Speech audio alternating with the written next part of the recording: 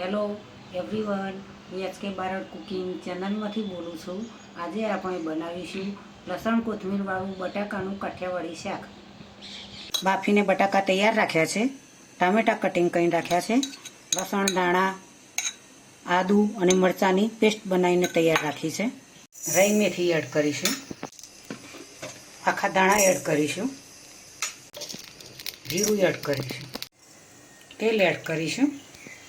ધાણા જીરું રાઈને શેકાઈ ગયા છે, તેલ એડ કરીએ।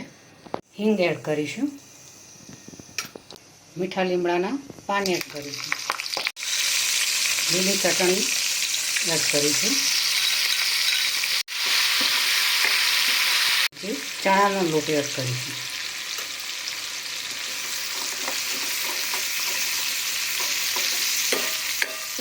હવે તેને ખવા દઈશું।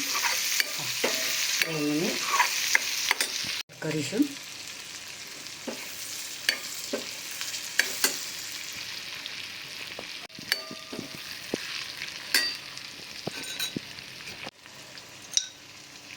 પાણી એડ કરીશું,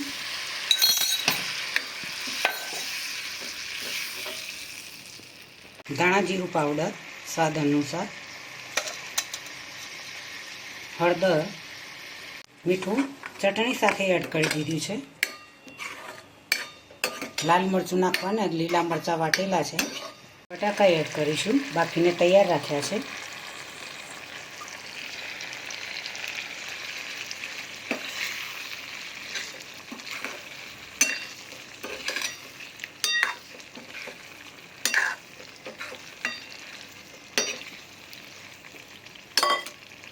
લીંબુ એડ કરીશું,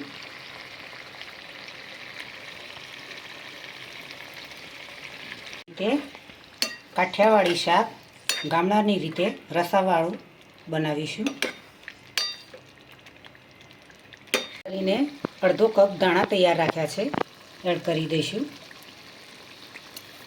અને મિક્સ કરી દઈશું। લીલા દાણાવાળું રસાવાળું શાક કાઠિયાવાડી તૈયાર થઈ ગઈ છે। હવે ગેસ બંધ કરી દઈશું। બટાકાનું શાક તૈયાર થઈ ગયું છે, પ્લેટની અંદર સર્વ કરીશું। લીલા દાણાવાળું શાક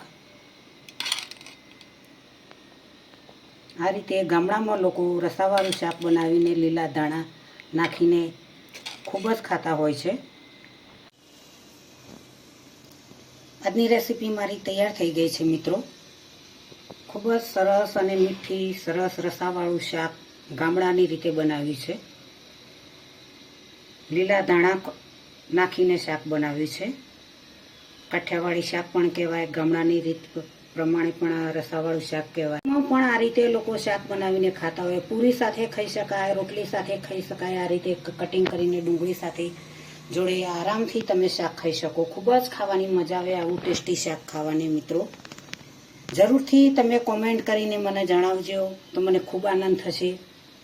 મારી રેસીપીને તમારા મિત્રો સુધી પહોંચતી કરજો। આ શાકને તમે માટીના વાસણનો ઉપયોગ કરીને પણ બનાવી શકો, રોજિંદા વાસણમાં પણ તમે બનાવી શકો। ખૂબ જ મજા આવશે આ રીતે શાક બનાવીને ખાવાની।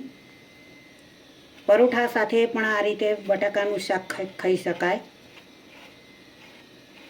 તો આજની મારી રેસીપી તમને જરૂરથી ગમી હશે, તો મારી ચેનલને સબસ્ક્રાઈબ કરજો, મારા વિડીયોને લાઈક કરજો, શેર કરજો, બને તો કોમેન્ટ કરજો। ચલો બાય।